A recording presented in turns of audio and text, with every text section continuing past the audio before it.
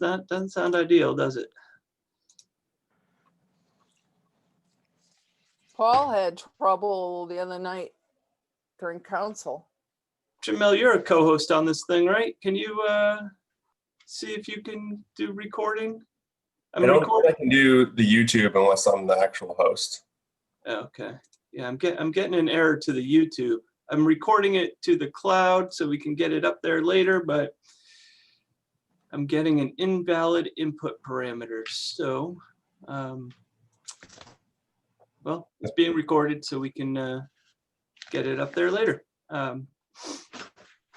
So, best I can do with my limited technical skills. So, It might be something that I haven't done. I don't know, because I don't know what I'm doing with Zoom or any of those.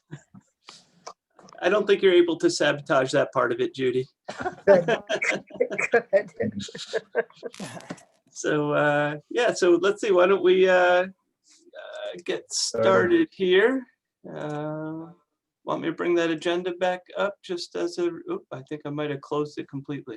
So we have minutes to review and approve. Anyone want to make a motion? I'll look through them. I didn't see any comments. Move to approve. I'll second. Discussion? Yeah. All in favor? We have to do a Yes. roll call. Oh, right. Thank you. ahead, Dave, Jay. would you like me to run through that, or do you want to Go run ahead. through it? Yep. All right. I'm just going to go around the horn as I see him here. Alan, Approved. Judy, Approved. Corey, Approved. Dave. It's frozen on my screen. Yep, he's frozen. All right. Jean Marie. Approved. Oh, Dave, you're back. How do you vote, Dave? Okay, yes, approved. Excellent. Rick? Approved. Very good. Thank you. Second item is discussion related to the Haggis Parkway zoning amendment, property owner initiated request. This is a second look at this, third look at this now. Yep, I think at least second, maybe even third, as you just mentioned. So we do have Andy Sturgeon on. I'm going to bring him up as he's the representative for the applicant, and then I'll just give a quick update background as to where we're at.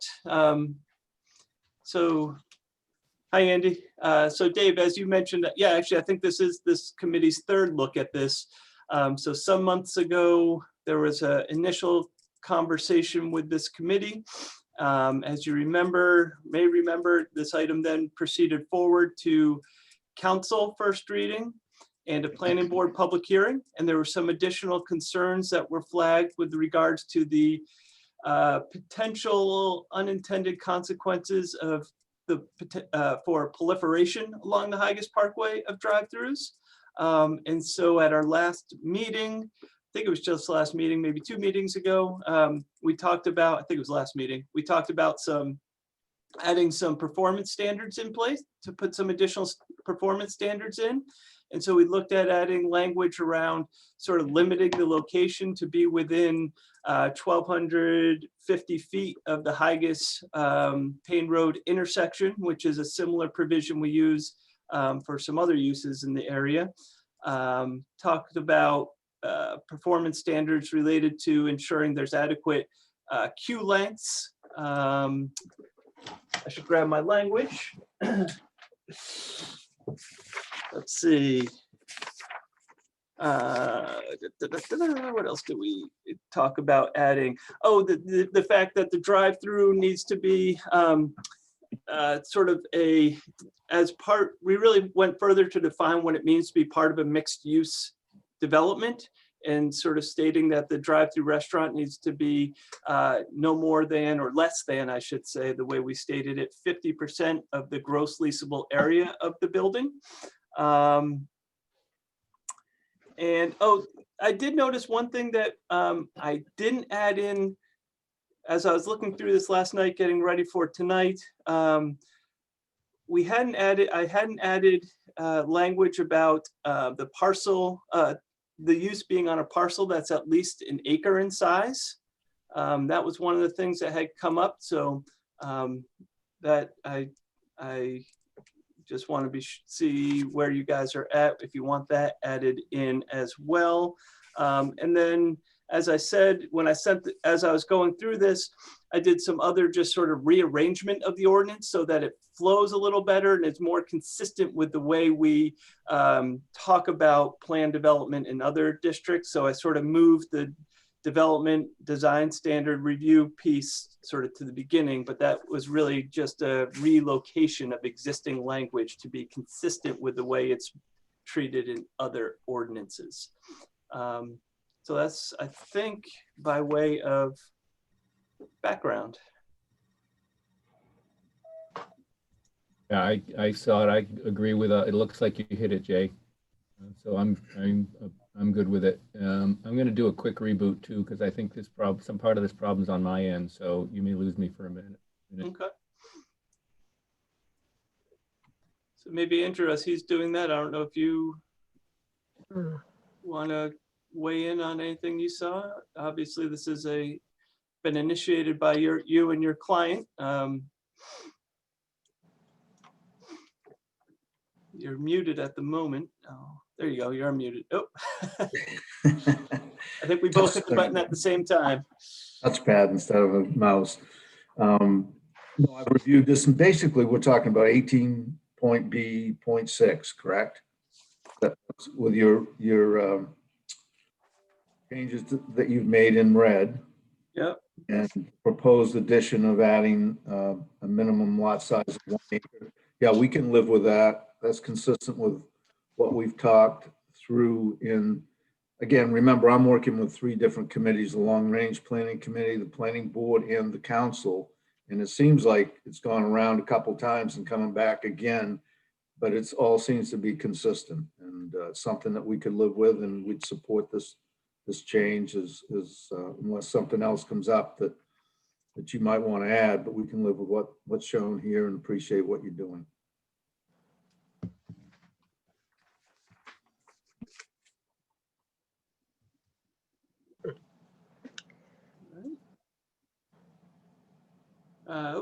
Don, you're buried underneath my attendees list. I see you're Sorry hitting about something that. over there. So thanks for unearthing me. Just a quick question. I mean, the one point I wanted to make is that this kind of came to the council several rounds ago, and I may not have followed it all the way through to this point. But, I think the main question we had was, it seemed like we're exploring a way to make zoning changes without really having a clear proposal from the applicant to respond to. So maybe that's changed over time, but that made it hard for us. And also, I think there were questions about the way it came to the council and what the proper procedure should be. I lost. So I know that's not a long-range planning committee question, but your input or insight would be very helpful. Well, Dawn, as you know, I've been involved with this. And from what I've seen, it's had a thorough review through long range planning. It went to planning board. It's been to council. As I'm recalling from the council point of view, there was concern, because I know this was my concern, was we didn't want this going all the, okay, we're going to allow drive through on Haggis. But in this case, I think this splits the baby, so to speak, in such a way, because Mr. Sturgeon and his partners there, if you remember, this is the parcel that's up. It's surrounded by contract zoning. Am I remembering this correctly, Jay? I'm speaking off the top of my head. And Karen's nodding. And rather than doing a contract zone, we felt that by putting in the limitation of that 1,250 feet within the intersection would address that. I know one of my questions was, instead of having a drive-through, was a pickup. In other words, you're not ordering there, you order in advance, drive through and pick it up. But I feel satisfied that by limiting it to this particular space, because it will serve the apartments that are behind, as well as that particular area. So to me, this, I think, will meet the concerns of the council. And I just want to oops, my mistake. Just a reminder that the applicant's packet included, I think you should be seeing my screen at this point, Yeah. this sort of conceptual layout. Again, it's conceptual there. So this is again, just Highes Parkway and Payne Road. So exit 42 is right over here. This is probably in all your way, right? Oops, sorry. So Jay, I remember that. I remember when I came to the council, and I appreciate the comments that, Jean Marie gave.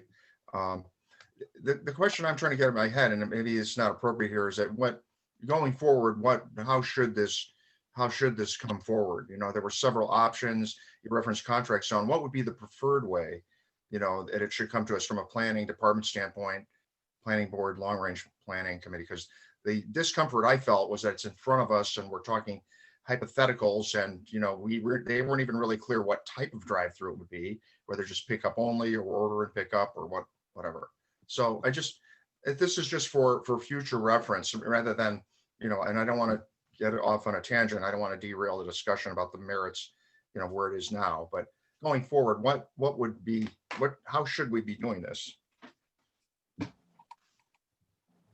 I'm happy to respond to that. I think exactly the way we're proceeding is the way we normally handle zoning change requests. They come to us initially, we vet them, consider the implications from a development perspective, ultimately pass on comments to the council, and then the council deals with them, has the appropriate public hearings, and either passes or doesn't pass the change. So thanks, Rick. That's helpful. That fits. Just one final comment is that when I compare this to a contract zone process, however, though, it does seem that there is a guiding principle for approval for the council on a contract zone amendment or application. And this seems more ambiguous to me, doing it the way we're doing it here. So I just, that was just, again, I'm not an expert in this area. That's just a reaction that I had. If it were a contract zone request, it would be specific to a project or to a development. This change, Jay, correct me if I'm wrong here, but this change would apply to the entire district within which the change is being requested. So this is a proposed change to the Highes Parkway district zoning requirements. So if the council were to approve it, then anybody who wants to have a project permitted by this adjustment to the ordinance would be able to proceed, subject, of course, to the review and approval by the planning board. So the difference is unique to a project, contract zone agreement versus change to the ordinance generally applicable to whoever wants to proceed with a project that's covered by the change. And doesn't a contract zone require some public good? Well, yeah, that was there's a whole layer of. I was Right. going to mention that there was, as we were talking through the range of potential approaches, there was a little bit of discussion about whether contract zone might be appropriate here. And I think that's a pretty small specific box that a project has to fit into. And I think there was general agreement, including with the applicant, that particularly the public benefit criterion would be limiting and would really not make it a good fit, among other things. The other comment I'll have the floor is that, as Rick said, this has been, the standard way that we've approached these things. And I think by definition, there are going to be things that aren't quite sorted out yet in terms of circulation and other site details that are really appropriate for the planning board to tackle. So I realize that does make it sometimes a little bit challenging, Don, when you're talking about hypotheticals, but I think that is consistent with how it's generally been done.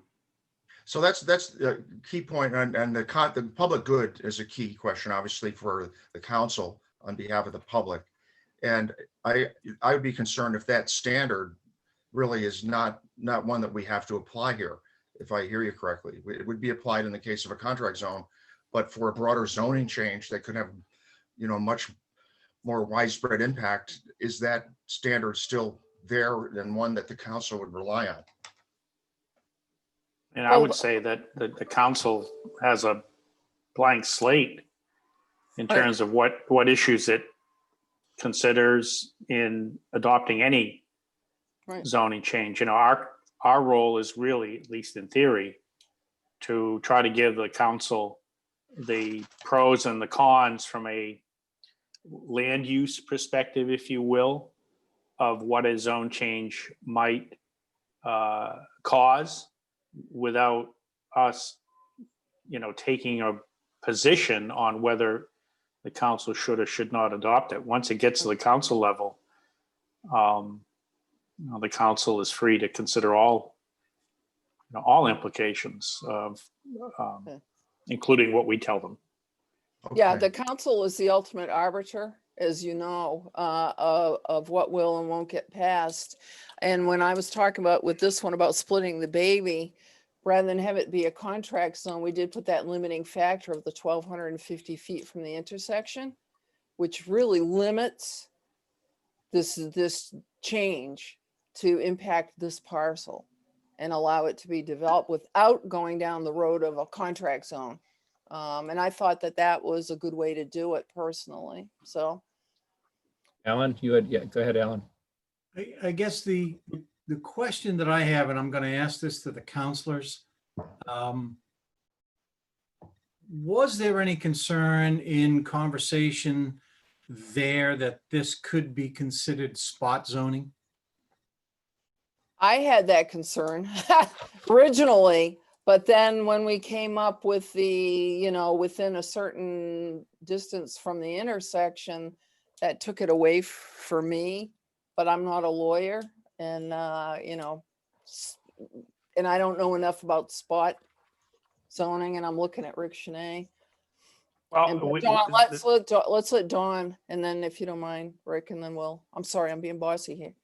Yeah, that would be a concern. You know, I'm not familiar with the term, but the way you describe it, that, you know, that would be a concern, consistent with some of the other comments that I made. And you know, the other issue is, I think we were, you know, was in front of the council and they're asking us for input. And I felt that, you know, the phrase I used, we were put in a position where we're run the risk of practicing without a license, you know, making a decision and holding forth without following the process completely and having vetted it as you have to so far to this point. So that's a concern, particularly if you have a petitioner that could do something that could have broad effect in terms of the zoning change and ultimately, you know, the character of the area. So, but that's a fair question. That would be precisely an additional concern.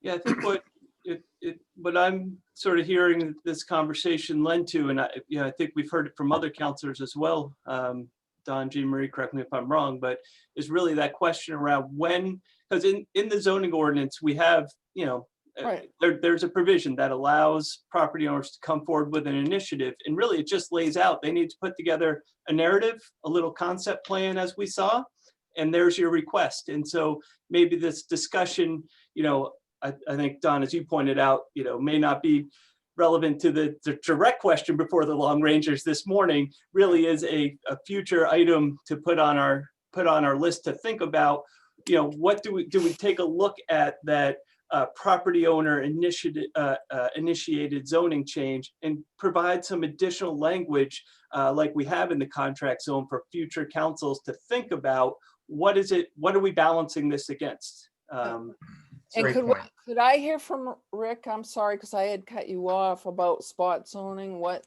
you know, when we talk about spot zoning. Well,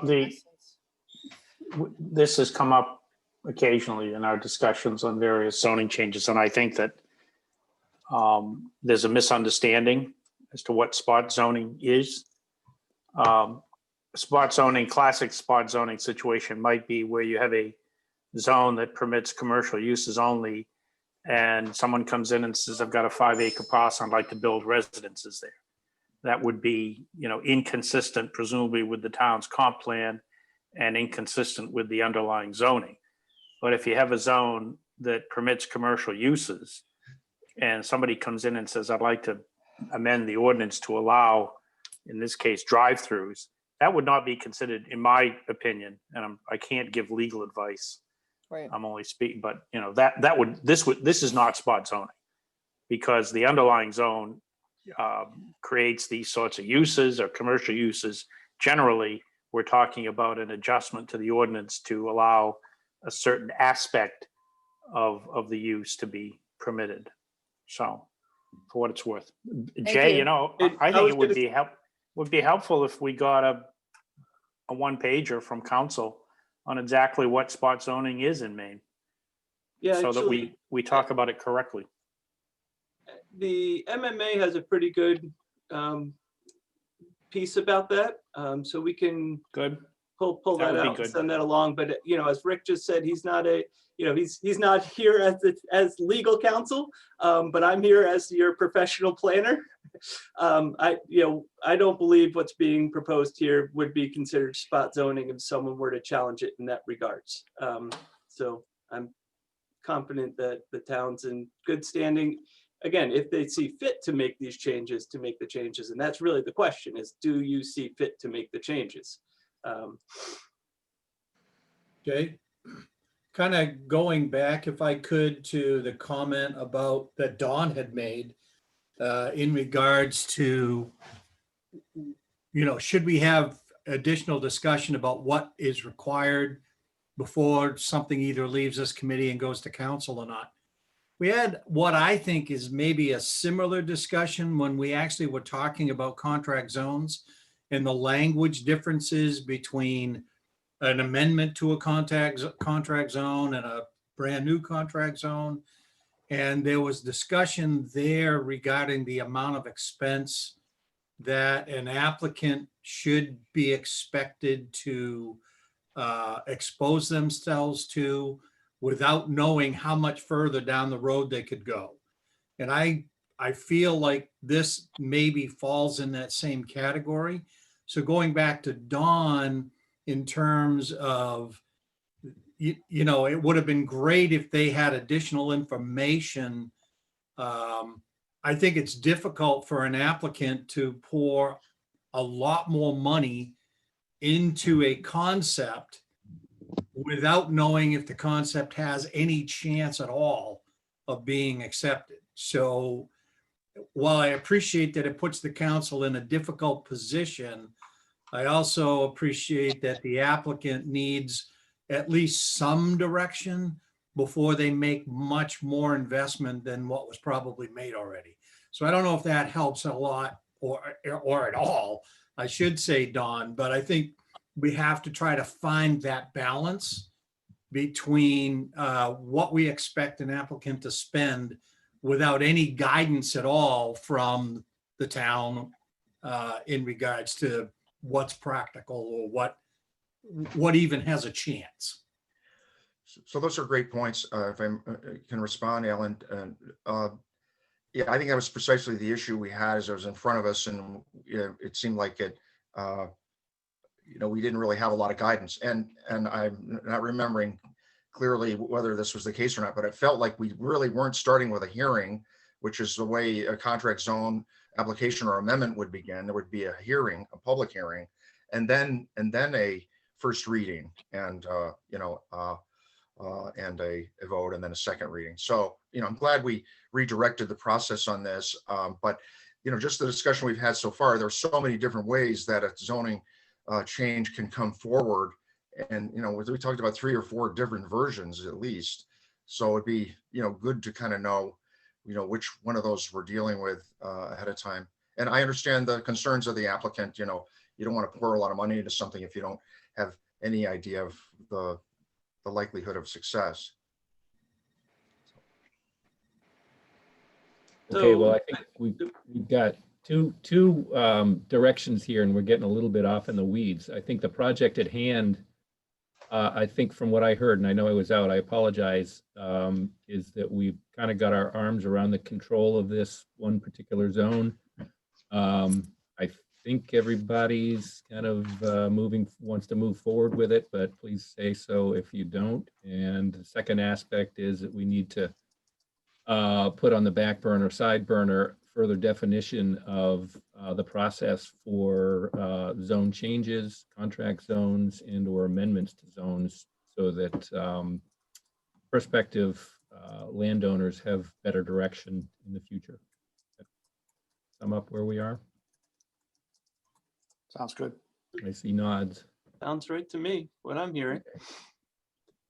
So Okay. I know this committee typically works by consensus, but I don't know if that's how you want to proceed with the proposed language here, or if you want to take a recommendation vote and maybe even ask counselors what they think would be most helpful as they proceed Appropriate. on this. Why don't we do a recommendation vote so that we know, so that it's pretty clear where we're coming from here? Dawn, would you agree with that? Yeah, sounds good to me. Yeah. So somebody want to make a motion to recommend this to go forward? It should be someone other than me on the council. So I'll let someone else do that. I'll move that we, what are we doing? A favorable recommendation subject to our comments and input? Is that the motion? Yeah. Any further discussion? I didn't hear a second. Was there a I second? heard, yeah, we need a second. I'll second. Any further discussion? Do we need to do a roll call? I'm guessing we do. Yep. Would you like me to do that again? Go right ahead, Jay. Thanks. Yeah. Yep, very good. Take them in the order that I'm seeing them here. Alan, As the language that you have rewritten is okay with me. excellent. Judy, Yes. Corey, Yes. Rick, Yes. Jean Marie, Yes. Dave. Yes. All right, very good. So we will send this back to, I believe we're going to go, well, Andy, we can talk offline about where we head next, but ultimately we'll continue down the process with this one. Thank you very much. Thanks, Andy. Take care. The next item is review comp plan public forum comments. And I know we have a bunch of them to discuss. So Jay and or Karen, I don't know who wants to head us in the right direction here. Sure, yeah, so just by way of background, I mean, you all know, most of you attended most of them. We had 3 public forums over the last, couple weeks, and received some pretty good feedback. And so really, and in addition to that, we received, 12, 13, 14 emails, letters that have been forwarded to you as well, public comments. And so what I think, Karen and I want to do is be sure that before we start going in and making any edits for further consideration by you all, that we're heading in the right direction that the committee wants to see. Ultimately, with the idea here that over the course of the next couple of weeks, once we have direction from the committee, staff will draft up very specific language, present that back to the Long Range Planning Committee so you all can make your final recommendation to council we're targeting sort of the mid-January timeframe, and then council will then have a document that's been recommended out of committee for them to proceed with in their process. Jay, do you mind sharing that document? I absolutely can. Yep, I will do that. Yep. And so, yeah, so I guess that's really, as I said, at this point, we, just sort of made some summaries of the comments we heard, and, did our best to sort of capture the notion. Obviously, we've provided you all, like I said, the letters, and hopefully you had it, like I said, most of you attended the workshops and heard those items. I'm trying to share. I'm getting myself bound up here. If I could just I'll make a broad brush comment. I did not get to all the meetings. I got to 2 of them. And I did go through and I have read all of the information that you've sent, Jay. Is there a way to possibly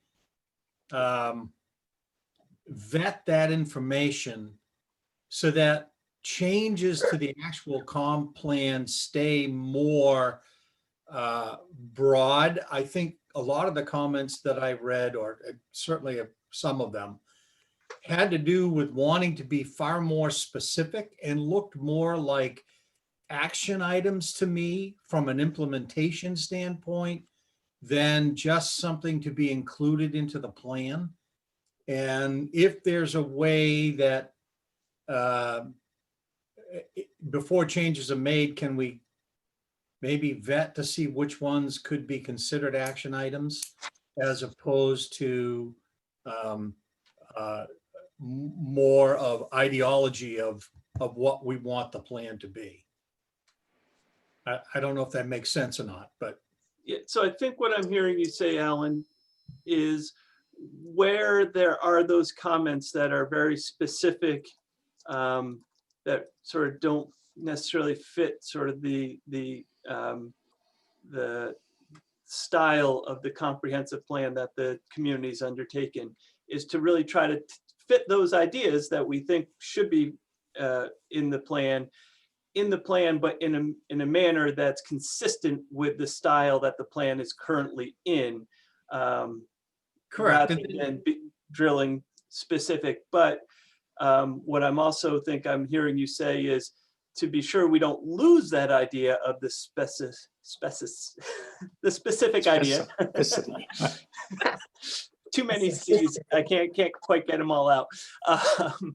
But we don't want to lose that specific idea, and maybe that gets captured. I know at one point, as a committee, between the drafts, if you remember, at one point there was a more specific implementation plan, and I think one of the earlier conversations we had some time ago was it wasn't really quite fitting very well, and we sort of pulled that out for the more general style that we have right now with the driving success. Yes.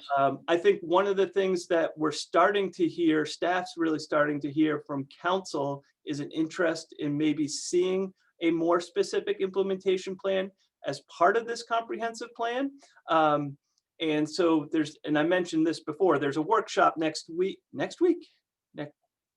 sometime soon with council, which will get their, so far I've had individual conversations with counselors and had where we're going to really get their council's input as a body. And so if that's one of the things that comes back, that may be one of those type of adjustments that staff works on as well, which could fit in, I think, with what you're saying, Alan. So I took the opportunity to answer two things there.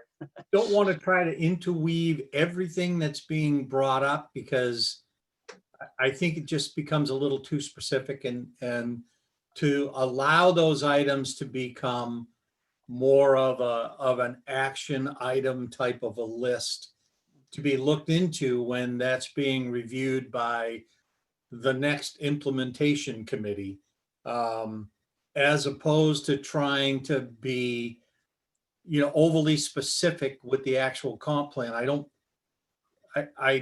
I'm not sure that, given the plan the way that we've got it written, that we need to go there. Right. Overly specific or prescriptive, which is something we've talked about.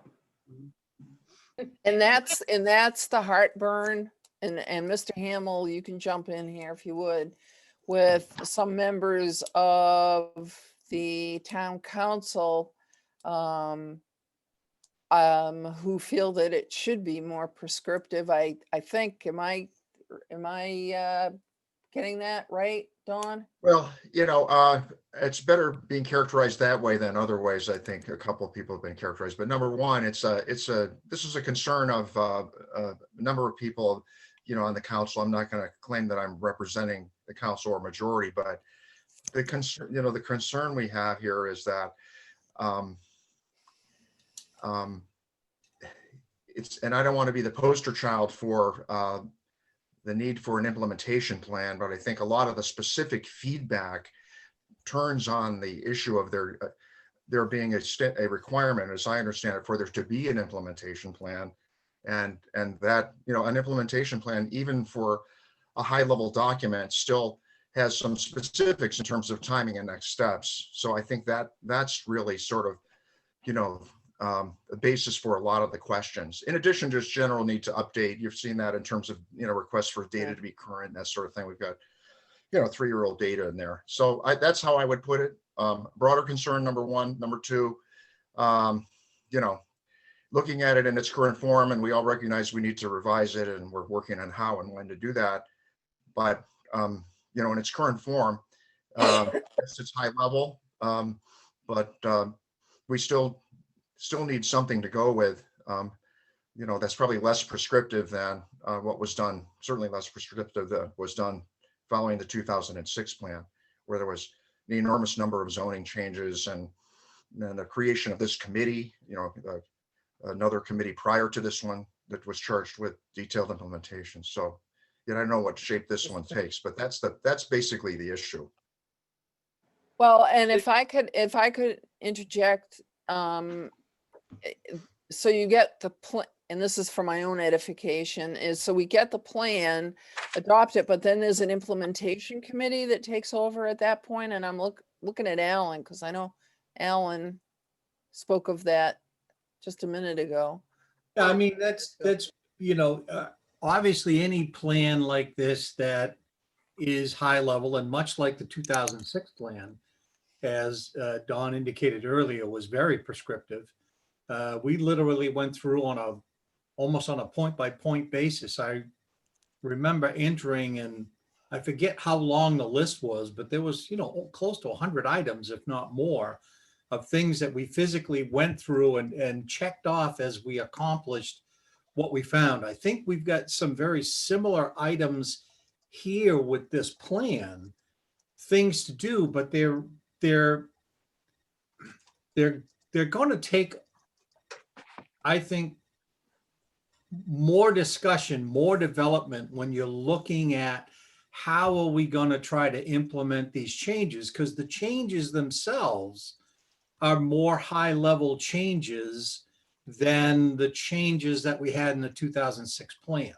So the types of discussions surrounding that and the ways that we can implement that are going to be, somewhat substantial, I think. When we look at, there was some great information recently sent out, Jay, in the package regarding how to protect the beaches and things that we can do that can help us with erosion and things of that nature. Well, that's going to take a pretty extensive plan. That's not going to be, check off item 1A and, 1B and you're done. So where I see that there are things that are much more high level like that, I don't know that we want to say that we want to attack erosion on our beaches in this particular way in the plan itself.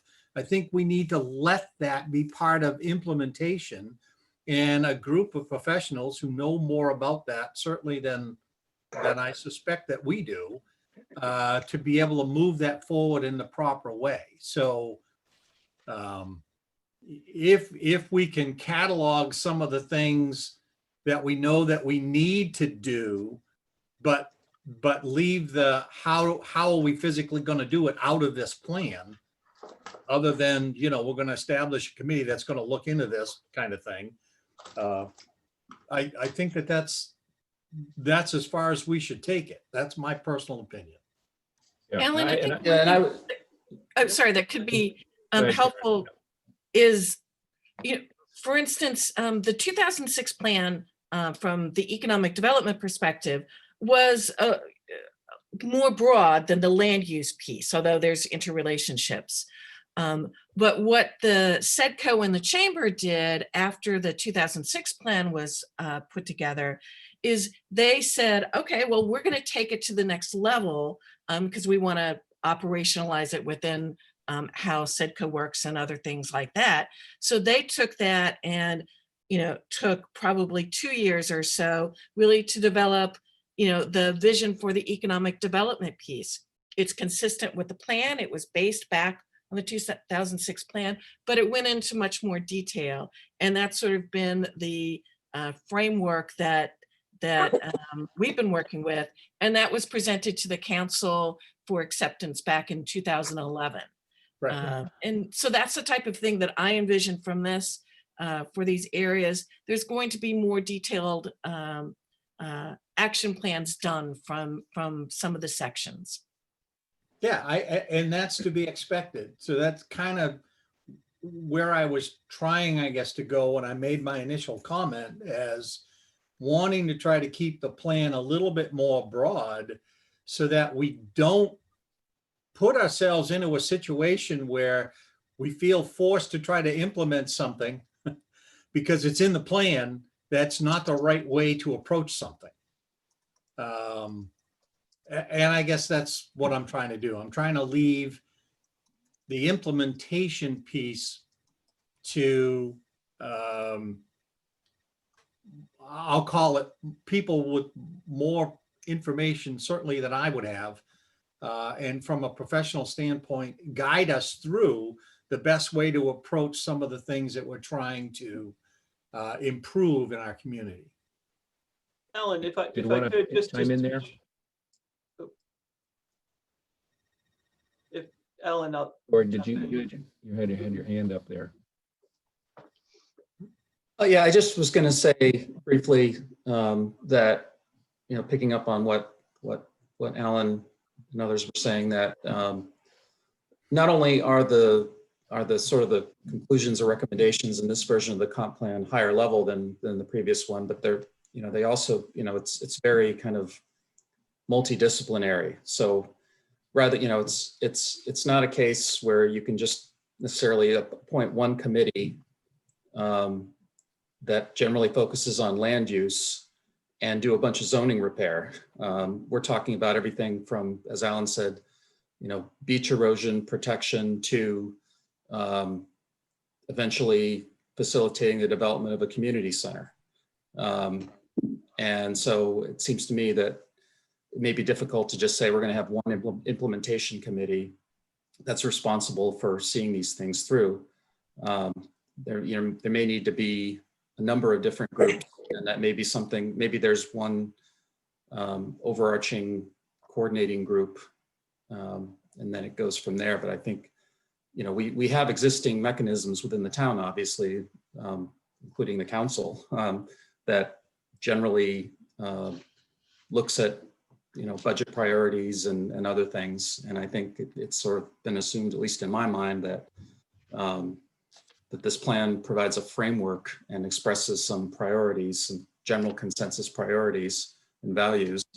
And then it's going to be up to the town collectively, including the town council, to move forward with that. So I don't see it being as quite as straightforward and clean in terms of an implementation committee as what's been done in the past.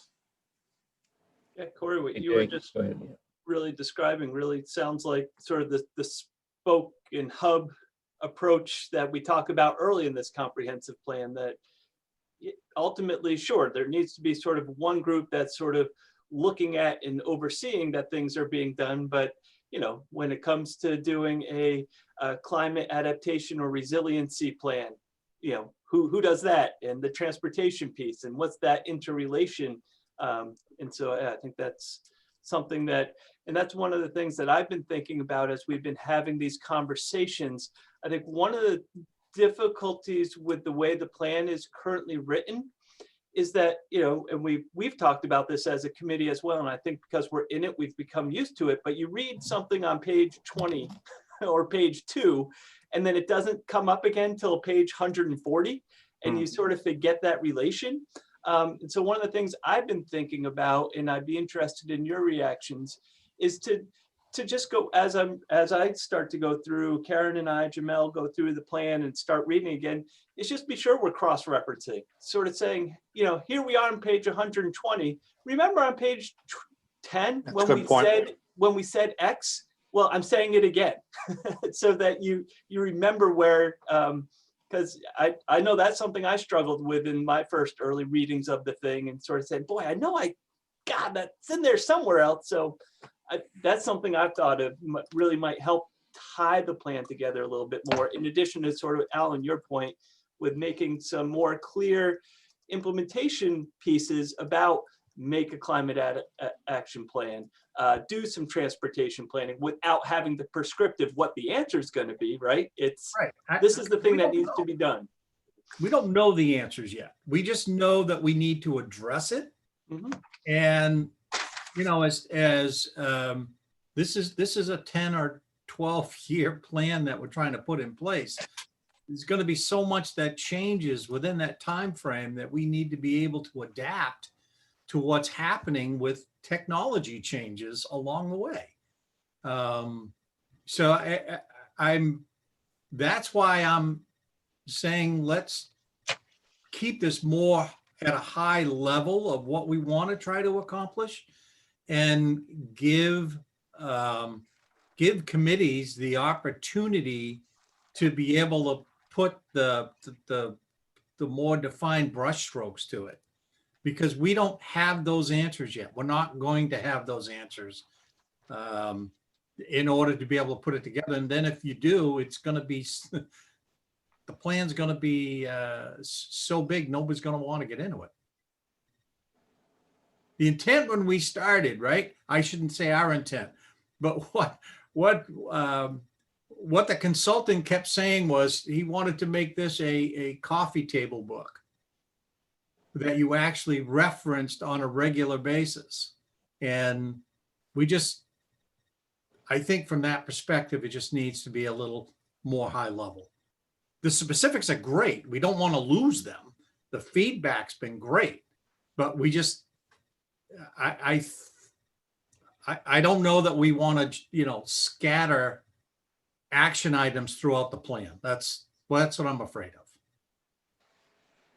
of. My thoughts, I'm on board. I agree with what's been saying generally. And I guess my early assumptions were that there would be some follow-up, whether it's at the tail end of the comp plan or in a secondary committee that promoted either an initiative, another committee, more study, research, or something that the comp plan would point it in the right direction, but subsequent initiatives would take the detail and run with it in order to make more solid recommendations in the future. So I guess the question maybe that comes to us is, do we call those out, wait and want to call those out at a later date after the plan? Or is that something that really needs to be called out in broad strokes right now, or in the near future? I mean, guess we'll hear some direction from the council next week. Yeah, Jean Marie, Don, what are your thoughts regarding that? Yeah, I'll let you defer to Jean Marie, then I can have a couple of comments. No, go ahead. No, go ahead, Dawn. So, this is smack dab, in the middle of the, the question here, what do we have and then how do we move forward? I like the conversation that people have had around suggesting there may be a series of committees, ad hoc committees that follow on to do the remaining work ahead to implement. There were some new ones. People talked about climate change and protecting beaches and so forth. Those are good examples of new stuff. But there's also stuff that will need to be refreshed and updated. So, I think we're well past the point of saying, that this is something we can work with, and we've done a lot of work on that so far. I know your committee's driven a lot of it. Jay has been, in the deep end of the pool on this thing for a long time. So I think we have a path, that we've started. And I think also there's a timeline that we'll know more about after the council has a chance to kind of talk about this as a group in a week or so. So I think we are aligned to that extent. And I think that we've had good success this past year with ad hoc committees on pretty complicated issues. The community center, there are 2 new committees that have been commissioned. That I think is is potentially a good way for us to go. But again, I don't, that's my initial, my initial feelings on it. So. Yeah, Okay, and go oh, ahead. Your turn. I was just, I was just gonna say that I would, I concur with Mr. Hamel that I'm glad we've had this discussion this morning because I hadn't gone to the point of, okay, so we get a comp plan together, but from that may come ad hoc committees, or should, in my opinion, to then therefore implement. And I think, Dawn, that may overcome some concerns with the council. If that's made more specific or more well-known, that we aren't just printing a coffee table book and throwing it out there and saying, hey, good luck. It will be implemented, and this will be the manner in which it will be implemented, or this is the suggested way to do it, and that is to create various, committees, maybe committees around each vision statement. I don't know, but that's something that we definitely would work on. So it was good. Thank you for reminding me of that piece of it. So, and just to build on, I'd like to, one more thing to build on what Jean Marie just said. I mean, I think that, if you look at the committees we have now, the ad hoc committees that have been formed, they're composed of representatives from the council and from the various groups, planning department, and even the developers in some cases. Board of Ed will have representatives, but most of the folks on the committee are from the public. They're folks that are willing to sign in, very similar to what a lot of you did going back to the first comp plan. So I think we have, we rely on the experts like this group and the planning board and planning department, and also, with input, through those committees. So I think hopefully, not to jump ahead and propose a solution, but I think that might be a good path for us. And I don't want to lose sight add on of to the that, I don't know. Oh, go ahead, Dave. We don't necessarily need, we've got SEDCO, we've got the Conservation Commission, we've got energy. So we don't necessarily need new ad hoc committees, maybe in some situations, but some of these groups already exist and have contributed to the plan, but it needs to be ferreted out and augured in on, and all those, we just need they may need a little bit more direction to dive into the details of what the comp plan throws out there for understanding. Dave, that's exactly what I was going to point out, because when we started this process, we knew we already had, I think perhaps there's 100 volunteers on all of the various committees. And when we started the comp plan, one of the things that we talked about was, hey, we have all of these people already rolling up their sleeves and working on various issues. So we started out pulling information from these committees, and it's only right that some of them when we're done, some of these issues go back to the committees for further work. So Dave, that's exactly what I was gonna say. Rick, you were gonna chime in there. Well, I was just going to say, would it make some sense, rather than getting back into the plan in specific sections and adding this and adding that to address the comments, that we have a more general response in the sort of the front page introduction, if you will, to the plan that says something like, during the course of our work on the plan, we have had comments from various folks focusing on things such as bang, bang, bang, bang, bang, and recommending bang, bang, bang, bang, bang. The committee encourages and recommends that the council pursue or consider pursuing some or all of these initiatives, if you will, during the course of the upcoming 5-10 years as the plan is put in place, or something like that. So at least as a recognition of the nature of the comments we had, without necessarily trying to wordsmith changes to address them all. Well, and it may be useful to try to develop really an FAQ, if you will, with some of the questions that were asked at the, during the public comments. And I think there are some things that were pretty general that could be answered, and that would be helpful. Doesn't have to be part of a plan, but like how the plan is used, you know, those types of more general questions, trying to understand the elements of a comp plan. And I think there's a FAQ type of approach that we could easily use. I still think there are things in the body of the plan that do need, like John and I have mentioned the data. You definitely have to update data, potentially expand what's going on in Scarborough Downs. Yep. At Pine Point and Higgins Beach, I thought they should be called destination villages rather than growth villages, but that's my own 2 cents worth on that. Just minor tweaks like that. But yeah, as far as well, you know, I think that on page whatever, it should say 33 feet from the beach or whatever, you know? Yeah, then address a little more broadly, or with the expectation that this plan will then go forward either to new ad hoc committees or existing standing committees for work on implementation. So I guess one of the things I would say that I've heard through both the conversations I've had with council and our public forums is, Frank, I haven't heard things that have said, you know, we need sweeping changes to the plan. It's, I think, as Jean Marie just noted, there's tweaks to the plan. And I think, you know, there are areas, there have been certainly things that have been pointed out that, you know, that the plan is silent on, that probably shouldn't be silent on. I think most particularly around the issue of pace of growth, right? We talk a lot about growth in the plan, but nowhere do we talk about pace of growth. And the town currently has a growth management ordinance, and we don't recognize that in the plan. And that was frankly a blind spot that seems to me to make sense to add some language.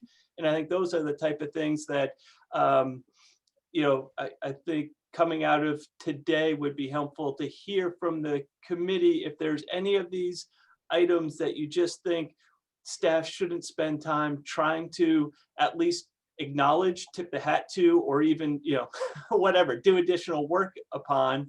And yeah, I guess I haven't seen sweeping changes, but certainly modifications that enhance what's already in there and sort of expand upon some of the ideas. That's been my thought so far of what I've heard, but certainly that's just one set of ears. So I don't know if it's sort of worth just sort of running through these bullets maybe, and just sort of, and again, I don't think it makes sense for 9 of us to try to wordsmith and write up exactly what should be said, but really just sort of a, yes, we should work on that, or hey, you know, let's not worry about that one. I think would be helpful if that's an approach that folks think is worthwhile of taking. Yeah, I think we need to restrain our time on them. Yep.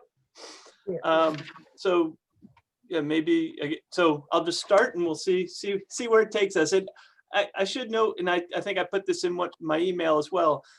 I'm thinking that, again, I mentioned that council's having a workshop next week. So it may be helpful for us to have a meeting sooner than, you know, our normal wait a month. Maybe we do another meeting in 2 weeks or so to, again, sort of see what council had to say and be sure we're embedding those as well, where committee feels we should. So if we don't get through this whole list today, I think there might be some additional time down the line. So with that said, why don't we, you know, I'll just sort of start by shouting them out, and we'll look to not, you know, however we want to proceed here. So one, that the data should be updated. I think Yes. Karen and I see that as a no-brainer. Makes sense. Yep. All right. So one of the comments we heard at the first public forum was a question about sort of a word choice around companies versus industries in the vision. And Karen, this is sort of more your wheelhouse, so maybe. Sure.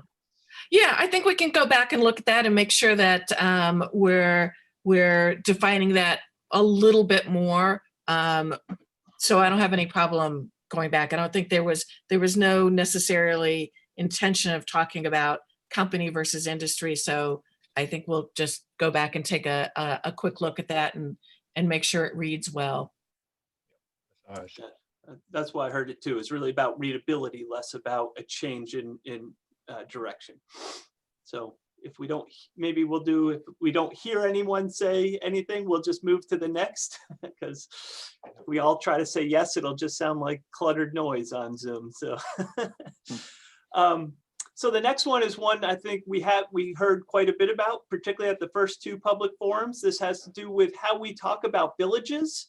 And we heard this at the first time as well. Really, we heard most prominently from the folks at Higgins Beach. Right now, we group all the villages from Higgins Beach to sort of Eight Corners to North Scarborough under the same umbrella. We tried from the 2018 to 2019 to differentiate a little bit, but there's some discussion about maybe we didn't go quite far enough, because particularly the thoughts are with Higgins Beach and maybe even Pine Point that, you know, those really don't have a whole lot of open area for infill development. You know, there's things are going to change over time, of course, but they're sort of a different village type than say a North Scarborough, and particularly Eight Corners, which there's lots of open lands for development in the area. So just really being sure we're parsing out the differences between the villages and neighborhoods. Jay, and that was the why I came up. I didn't make this destination village up out of whole cloth, is referring to Higgins and Pine Point. And I'm sorry, I don't have my detailed notes on the comp plan with me. I've somewhere else in this house, but we refer in the narrative to those areas as destination villages. So why can't we just take that term and apply it to those two areas? I mean, that's my idea for a solution to that one. Because it's in the narrative that these are destination villages, blah, blah, blah, blah, blah, blah, blah, blah. And again, it has to do also with your cross-referencing, that if you're just reading and you don't know the cross-reference, then all you're going to see is the growth village thing and hang on that. So I think one more area of concern on the growth map, the villages get lumped in with growth areas. So I'm wondering if we just push that growth areas down into the limited growth category as opposed to the growth area category. That created some confusion. Yeah, it certainly seemed to me that really wasn't even so much about village versus hamlet or whatever, but it was the word growth. Yeah. That's what was really causing the heartburn. Yeah, and again, I think this was one of those areas where for me, the lens, because, you know, this is why it's always helpful to have new eyes on the language, right? Because you start to read something for so long that, you know, I think the way I would read Higgins Beach Village, that, yeah, there's not a whole lot of change that's going to happen in that neighborhood. But obviously the folks who live in the neighborhood read the language differently because that's the lens from which they're looking at it. And that makes total sense. And as I start to see it and they bring it up, it's like, oh yeah, huh. So I think, Corey, you sort of touched on it. There's some,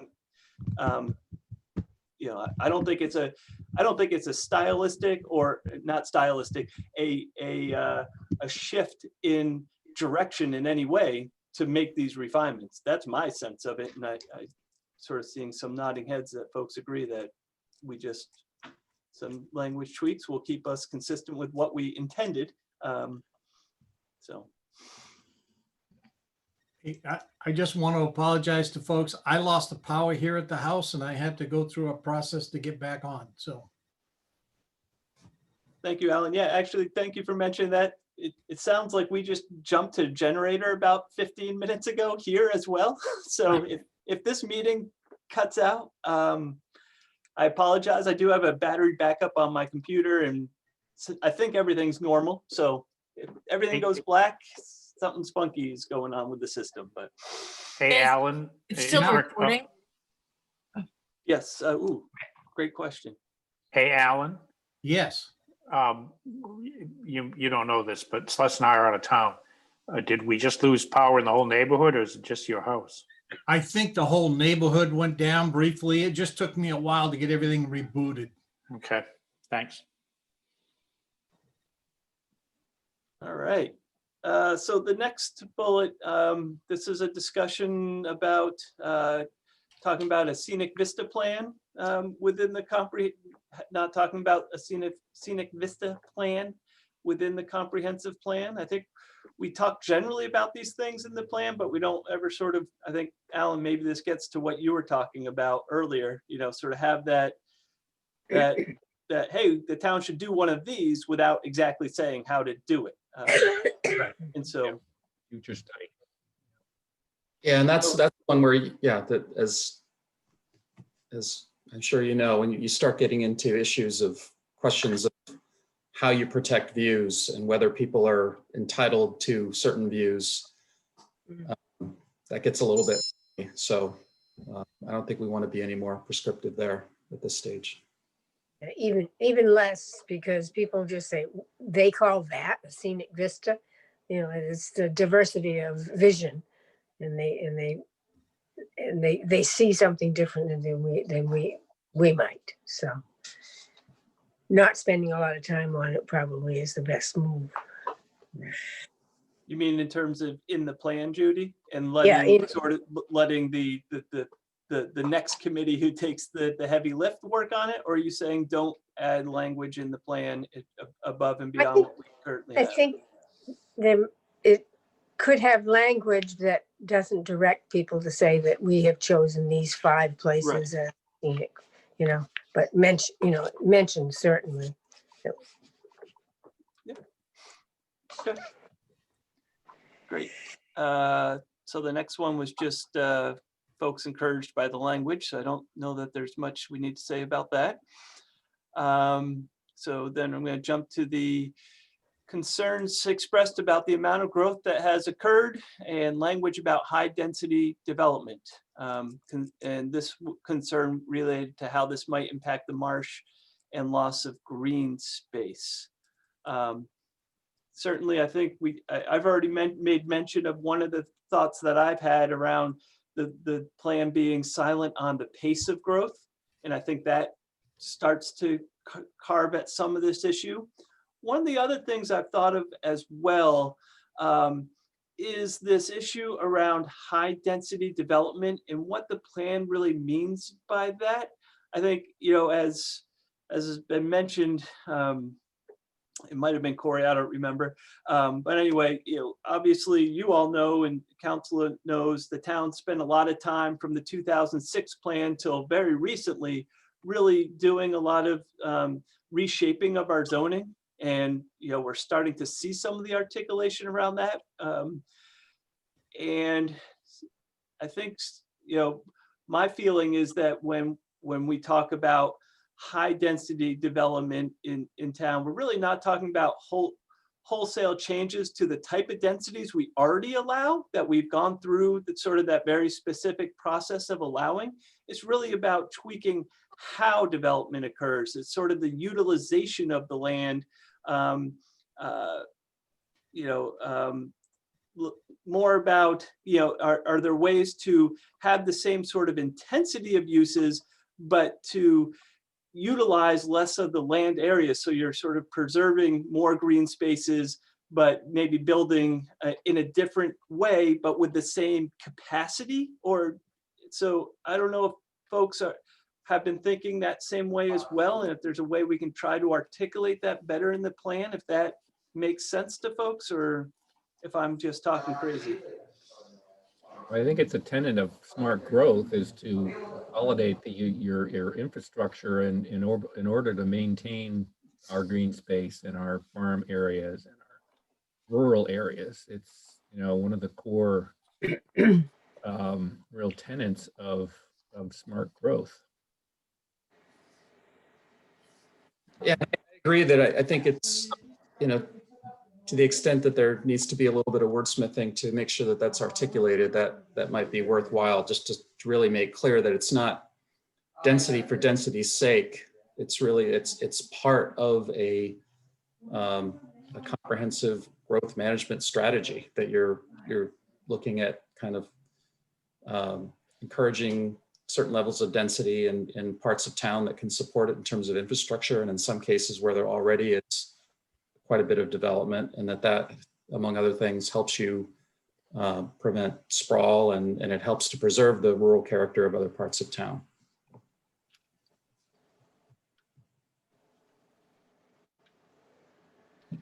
So I'm hearing staff should work on a little additional language to make that point clear, because I think this is something that has come up fairly consistently. And again, to me, I don't think it's not really a policy change or a shift in direction of where the comp plan is going. It's really about clarifying that intent. That's how I've been reading the comprehensive plan. And so if people are reading it differently, then we need to be sure we're having language that helps be sure we're all sort of understanding the same thing. So. All right, so staff will work on some stuff around that. See, how can we expect to use the plan in the future? I think this gets to Karen's idea of this FAQ, and we can sort of help citizens understand that better. I don't know if anyone wants to speak more in depth about that one at this point. Okay. We can't give them a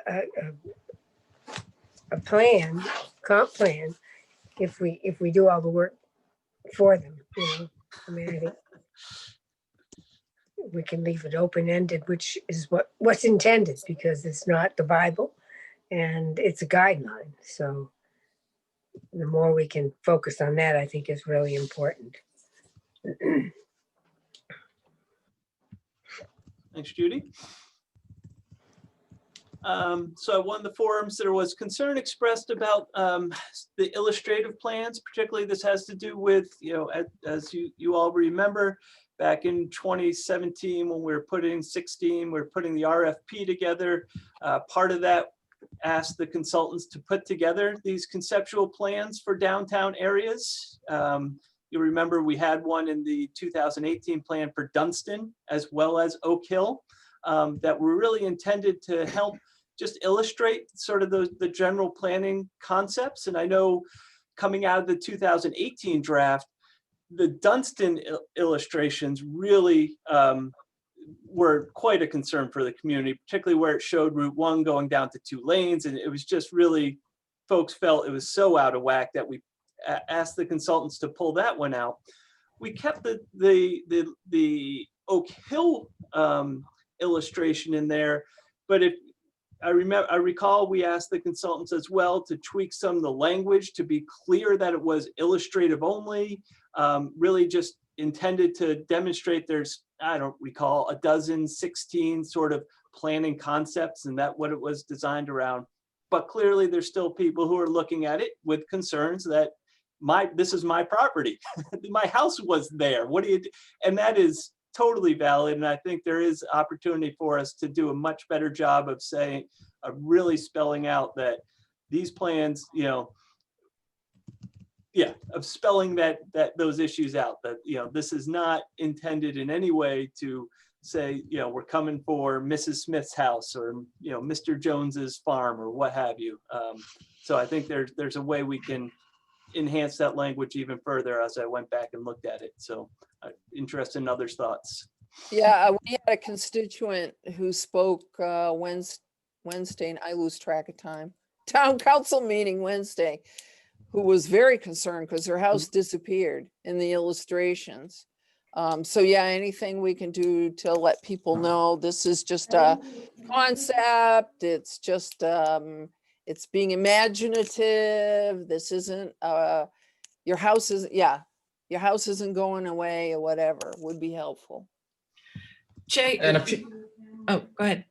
a few people did make the point that, and it's true, and I remember this from planning board, it was something we would hear periodically, that the comp plan does get referenced by applicants and their representatives when they come in front of the planning board and other bodies, and they say, well, this is the, page 57, section 3 of the comp plan says this or shows this. So I think it is really important to be sensitive to that and be very careful about what we show and how we qualify it. So one suggestion on that might be to take that out of the main plan and put it as an appendix to say, hey, this was something that we did to help us understand better, different tweaks to the Oak Hill area, but it could be helpful to remove that. Again, put it in an index, not that we didn't do it and there wasn't some great information that we learned from it, but we could take it out of the main document. You can do the same thing with some of these suggestions as well, Karen, some of these action items. Mhm.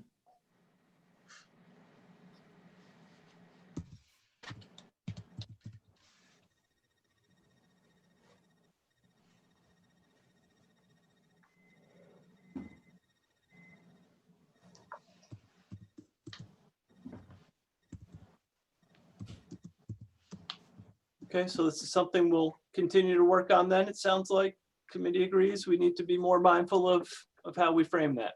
So we will continue to do that. Let's see.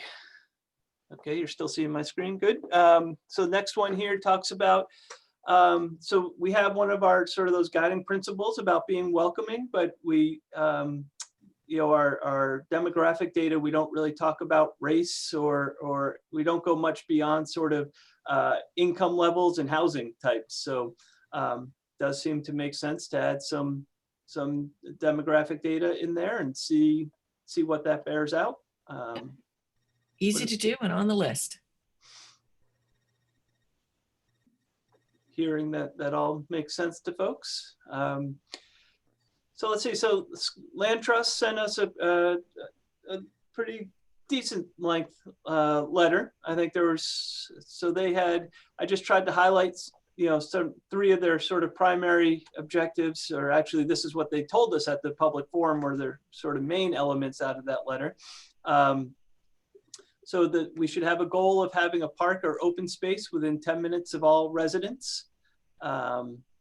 The plan should reference the fact that town voters have considered and approved land preservation bond questions 4 times.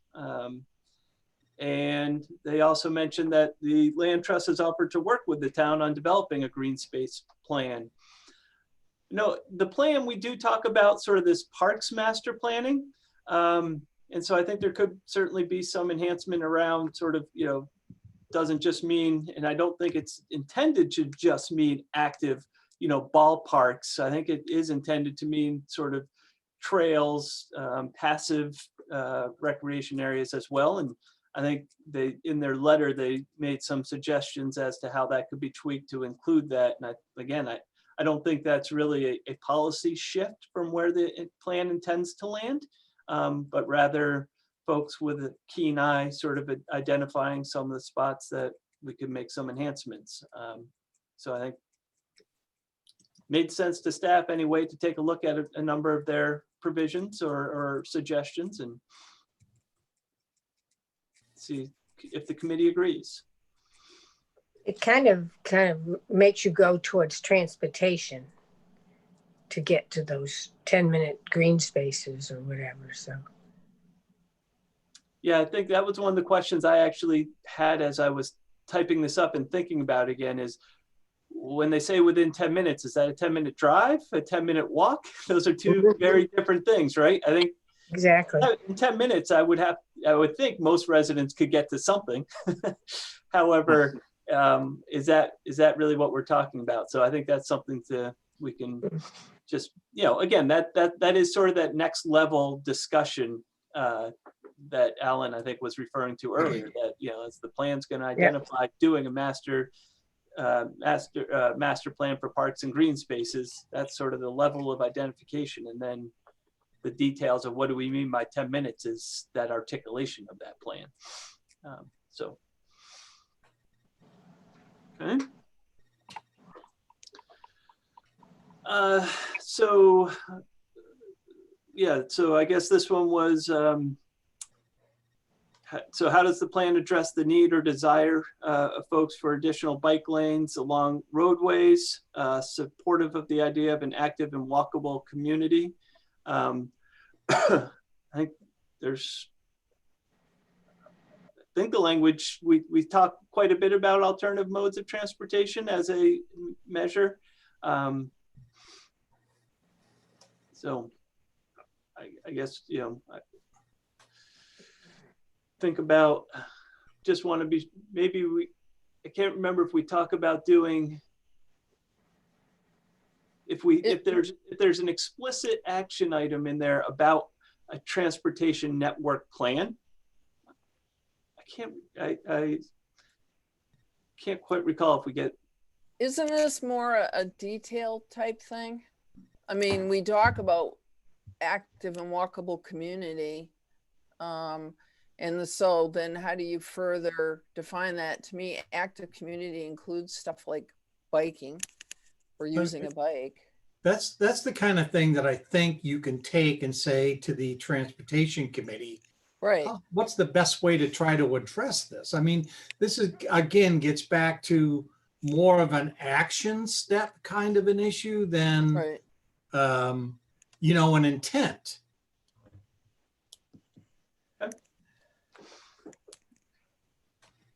The next item here is, the next statement was about traffic's an issue in town and the recent pace of growth should be slowed. I think we've talked about that a little bit already about, I think we heard, as I said, this has been a fairly common theme, both from council and during the public comment pieces. So staff's going to look to add some language about pace of growth. And the whole traffic thing, I'll be honest with you, that's a pet peeve of mine. When people say traffic is an issue in town, well, they should live where I live on 114. I'd like to see data as to how much of this traffic is people who live in Scarborough, because I think a good part of it is outside of Scarborough. I know people going by my house are going to Gorham, Buxton, and beyond. So again, that's just a pet peeve of mine. That's all. This is a very broad statement here that's not supported by data at the moment. Anecdotally, yes. The data, yeah, well, where's it coming from? Yeah, that's it. That's my soapbox for today. Traffic is an issue at specific times of the day. Yeah. When it's like I live down off Black Point Road, and in the morning when kids were all driving to school, or in the afternoon when Hannaford and stuff gets out over on Pleasant Hill, Black Point Road gets backed up substantially. But I mean, it's temporary. That's a fact of life, and it, as you said, a lot of this, if you could see where it was really going, is not Scarborough traffic. It's traffic going through Scarborough. Right. Yeah, I think the plan talks about that stuff, and I guess we'll just want to be sure we do have that sort of explicit discussion about having a transportation plan in place. Yes. And the other thing that has been brought up, Tom and I were having a good discussion about this the other day. We actually don't reference our traffic impact fees either in the comprehensive plan. It's just, again, a recognition of what the town's already doing and the things that the town should or consider continuing to work on, much like when we talk about the growth management ordinance. Obviously, the the comprehensive plan isn't going to say what we should do in any modifications or adjustments to the growth management ordinance, but we should at least recognize that that is a tool to address some of these issues. And so I think that's one of the areas we can start to just do that high level. Here are the tools. Now, someone else figure out what the detail means, right, through a further discussion and analysis. And Jay, and that's a good example of one that is probably mentioned in different parts of the plan, and we need to make the connection because I think the impact fees are mentioned in the fiscal sustainability piece, but it needs to track back and connect to the transportation section. And I think it goes to one of the previous things about connection amongst the different entities, because you can do work on traffic and you can find out that 2 other committees are doing work on traffic. We need to keep tabs on that because we're spending a lot of time spreading it out. So I know that at least one or 2 of you may have a hard stop at 9:30 or close to 9:30. And so I just we should talk about how far we want to go. Maybe we can get through these next 3 and then see if we want to continue this morning or circle back to these items. So let's see, the next one And we is probably about, also have public comment too. yep. Next one talks about accessibility when we talk about our infrastructure, ADA accessibility. So I think that makes sense to make some reference there. The town, we have, not only do we have requirements, but, I know our engineer, public works, planning, we all take that into consideration when we're looking at our infrastructure plans, but we should probably make that a reference to that. So we can look to add some language there. This was an interesting one. We had a comment about the art section needing some enhancements, which was interesting because as I recall from the 2018 draft, we got a lot of pushback on the arts section, and we culled that quite a bit based on public feedback. So this is one of those ones that is now sort of trying to push the plan in a different direction from what we heard and it was, so I would be interested on what folks' thoughts are there. I do think there are some simple things we can do in terms of just identifying the fact that the Winslow Homer House is in town and doing some subtle things. But I guess based on the majority of the feedback we received around the arts, I wouldn't think that that's consistent to make any really significant changes, but I'd be interested in what long-range planning committee members remember about those past discussions. I mean, I think that kind of goes to the more basic aspects of the plan.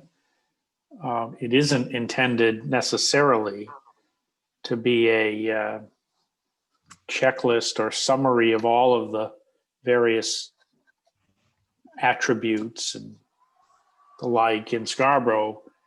We don't want to lose sight of the fact that it is fundamentally a required roadmap, if you will, to support zoning and development.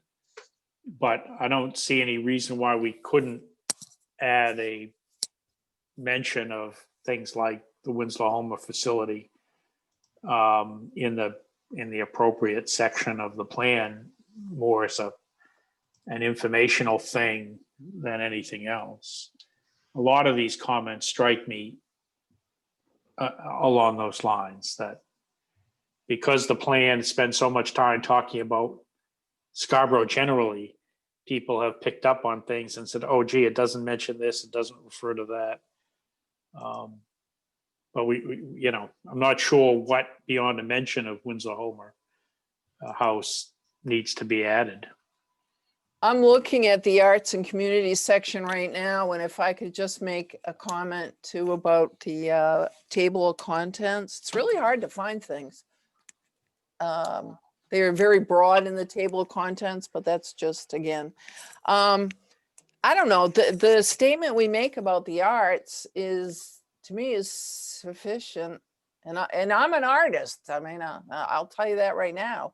I don't know if you need to be mentioning, the Winslow Homer House, and geez, you can, there's lots of cool places to paint and draw or dancing or whatever it may be. I think, personally, I think this statement is sufficient. And again, if someone wanted to have an arts committee and really push arts, go for it. But again, my opinion. You could look to some signage that at least gives direction to the right person if they're, looking for art. Right. I mean, the plan says we should be exploring additional opportunities for unique events that showcase the history and culture of Scarborough. So I could put Elevation Farms address up there, maybe. It was the place where groceries and veggies that were, not coming directly from the farmer, but collected by and brought to. And it's close to Plummer's Hill, which is a farm, which now is Maine Medical Center. So you go crazy with some of the stuff. You list the next step there, so there is for the next step. Okay. Okay. I'm not sure, perhaps at least looking at with the Historical Society,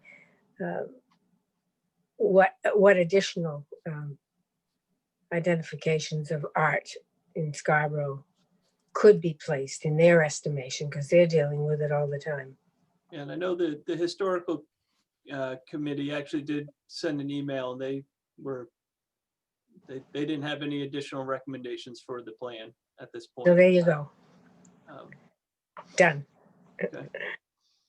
And so this next one, I think we've talked about this type of issue. Like to see a note added on page 91 related to beach erosion issues, and that the town should work to address those. I think, again, just clarifying that, there are pretty significant pieces in here about sea level rise, climate adaptation, but really just codifying the fact around, drafting a plan is the next piece, and being sure that language is very explicit, I think, is really what I'm hearing the general flavor of the committee's interest would be around these type of things.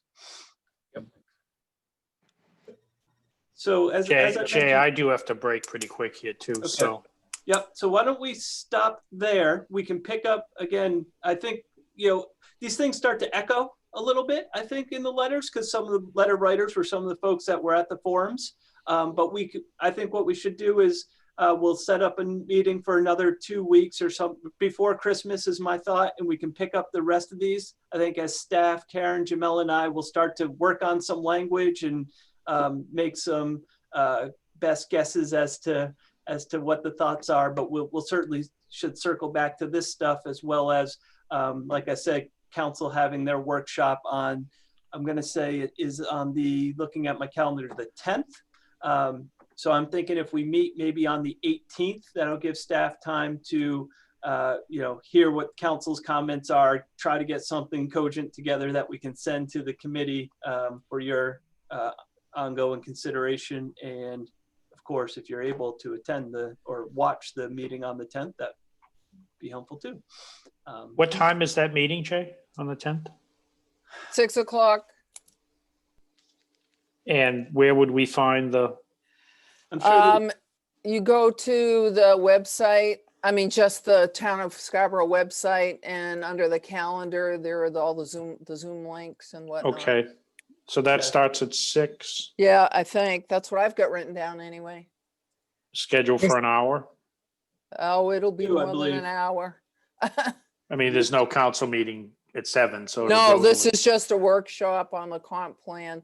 And Oh, I think okay. it'd be helpful for as many people from long range planning who can at least listen in, just to hear what the comments are coming from counselors would be awesome. Anyone who could do it. I got it down. Is that Thank you. December 10th?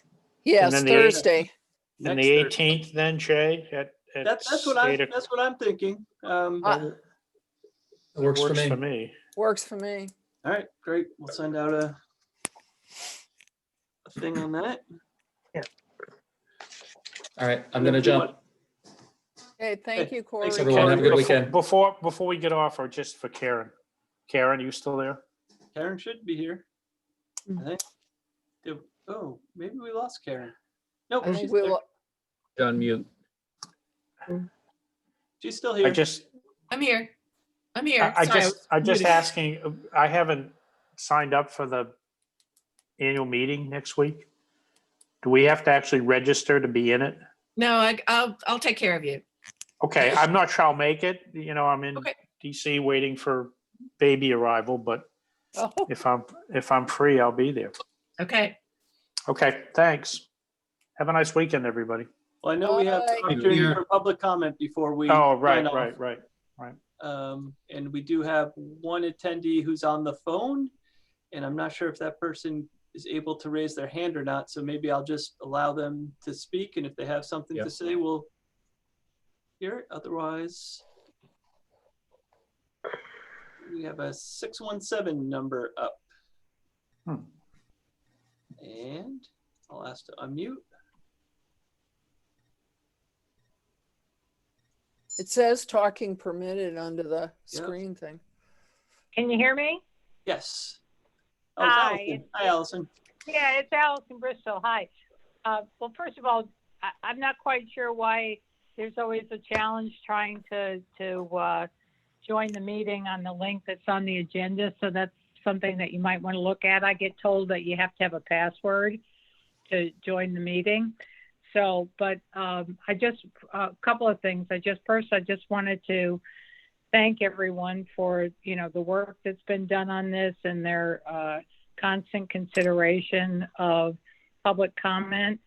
And I guess the only thing that I would say in general, and I appreciate the idea that, we're not trying to be prescriptive here and that you're trying to look at this at a very high level. And the concern is, from experience that goes back to when the Higgins Beach rezoning was done, was that if it is at a high level and you have committees and everything that works at it, a lot of times, what I've heard in, for various issues, not just Higgins Beach, is that, well, moving forward because it's consistent with the comprehensive plan. So if it's a broad vision and it's, very broad,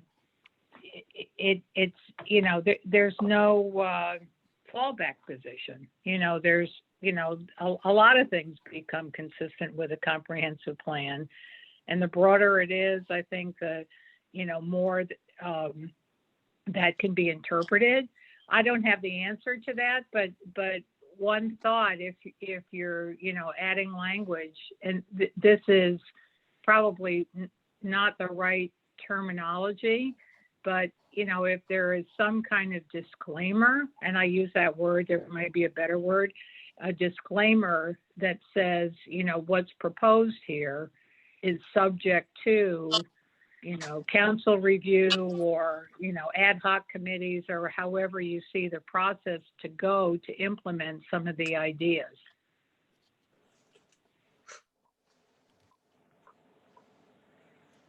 Okay. Thank you, Allison. I think that's the type of language that I think we're hearing generally to be enhanced. I think we say it in broader terms, and I think that's something we will think about how we can implement. So, thank you. That's great. And one more thing I'll interject, and again, this now it's wordsmithing, and thank you very much for looking at Higgins Beach and how it gets defined in the plan. And the word destination, even though you call it that in the narrative, that's a little concerning too, because as we all know, traffic has become a really big issue down here. So maybe, destination implies people want to go there, which they do, but I don't necessarily know if we have to put a sign pointing to it. So maybe something like Coastal Village, that certainly would apply to Pine Point as well, or maybe some other some other descriptive that isn't drawing traffic. Doesn't imply that we want to draw. It's not that we don't want to have people come here, but we certainly don't want to raise a flag either. Very good. Good. That's a good point. All right. Well, thank you all very much. Again, appreciate the hard work and effort that's been done on this. Great. Thanks. Thank you. Thank you. How do I? Oops. That's how. You took Sorry, Allison. I Jay's disabled quick. your Allison, were you just asking how to get off? I didn't want to. I think so. Jay, I just wanted to, yeah. did you, the November 17th newspaper, I didn't want to bring it up this morning because of the issue that we first discussed about opening that parcel for, I can't get the words out. Passing through an area, the kitchens. There was an article about Karen's kitchens, Karen's ghost kitchens. Did you pick up on that? Saw that. 6 new restaurants that are open simultaneously in Gorham. And so that may be a future thing for the Parkway too, that they come into it and they make their food and they somehow get it sold and out the other side. But we might come, it might be something to just to be ready for. Thanks, Judy. Okay, we wrap up? All right. We all set? Yeah, motion to adjourn. So moved. Jay, unless you've got something else? All set. Good. Okay. Thanks. Have a great weekend, Thank guys. you. All right. Take Bye. care, folks.